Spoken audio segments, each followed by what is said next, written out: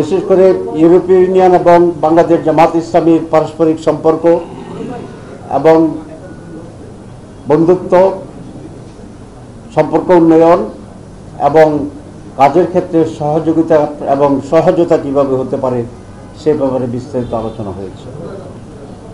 সেখানে কয়েকটি বিষয় তারা জানতে চেয়েছিল যে জামাত ইসলামী ডেমোক্রেসির ব্যাপারে স্ট্যান্ড কি, মহিলাদের অধিকারের ব্যাপারে আমাদের পলিসি কী হতে পারে এবং মাইনরিটি ইস্যুতে জামাত ইসলামের পলিসি কী হতে পারে, এসব ব্যাপারে বিস্তৃত আলোচনা হয়েছে এবং আমরা আমাদের স্ট্যান্ডকে ক্লিয়ার করার চেষ্টা করেছি। আমরা মনে করি তারা এটাতে কনভিন্সড হয়েছে এবং আপনারা জানেন যে বাংলাদেশের হাইয়েস্ট গার্মেন্টস থেকে প্রস্তাব দিয়েছি যে বাংলাদেশের শুধুমাত্র ইউরোপীয় ইউনিয়নের জন্য এখানে একটা এরিয়াকে আমরা অ্যাসাইন করব এবং সেখানে তারা গার্মেন্টসে আরও বেশি করে তারা ইনভেস্টমেন্ট করবে। আজকে আমাদের সেই সফরের ফলো আপ প্রোগ্রাম হিসেবেই ইউরোপীয় ইউনিয়নের মাননীয় রাষ্ট্রদূত এসেছিলেন, তার সঙ্গে এসেছিল বলা হয়েছে। সেখানেও আমরা কয়েকটি বিষয় আলোচনা করেছি। বাংলাদেশের আগামী নির্বাচন এবং নির্বাচনে অবজারভার পাঠানোর ব্যাপারে আমরা কথা বলেছি।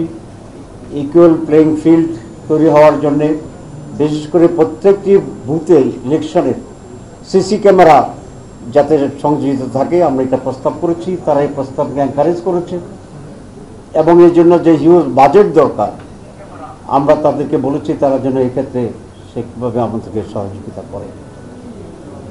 রিফর্মস কমিশনের ব্যাপারে তারা আমাদের কাছ থেকে জানতে চেয়েছিল।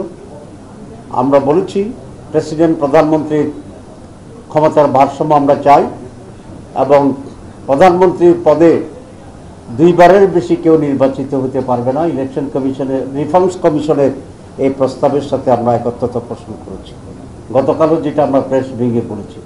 সুতরাং এই সকল বিষয়েই আজকে মূলত আলোচনা হয়েছে এবং তারা বলেছেন তারা বাংলাদেশের সাথে কাজ করবে এবং বাংলাদেশ জামাত ইসলামীর সাথেও তারা কাজ করবে এবং পারস্পরিক আলোচনার ভিত্তিতে আমরা দুই পক্ষই কীভাবে বেনিফিটেড হতে পারি এই বিষয়ে তা আলোচনা অব্যাহত থাকবে।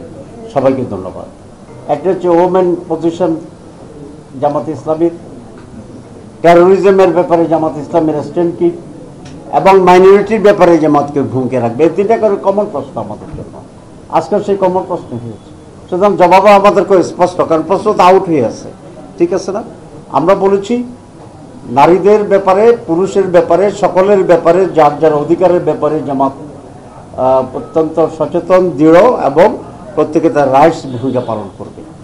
তারা বলেছিল যে মহিলাদের রিফর্ম কমিটির কিছু রিপোর্ট বেরিয়েছে, সেখানে আমরা একটা বিষয় আপত্তি করেছি যে সেখানে যৌনকর্মীদেরকে লাইসেন্স দেওয়ার যে প্রস্তাবনা এটি মহিলাদের জন্য অত্যন্ত লজ্জাজনক, ইনহিউম্যান এবং তাদের সম্মানের প্রতি আঘাত, অধিকারের প্রতি আঘাত। প্রত্যেকটা মানুষ তার সম্মান মর্যাদা দিয়ে বাঁচার যে অধিকার, এই প্রস্তাবনার সে অধিকারের বিপরীতে একটা আঘাত। সুতরাং এটাকে আমরা কন্ডেম করেছি, এটা আমরা তাদেরকে বলেছি। বাট আদারওয়াইজ মহিলাদের যে ভূমিকা এটাকে আমরা এনকারেজ করি। তারা বলছে রাজনীতিতে মহিলাদের অংশগ্রহণের ব্যাপারে আমাদের সমর্থন। আমরা বলছি এক্ষেত্রে আমরা খুবই উদার। আমাদের মহিলা পার্লামেন্ট মেম্বার ছিল, এখন আমাদের দলের 43% মহিলা সদস্য আছে, যেটা আর কোনো দলের ভিতরে নেই।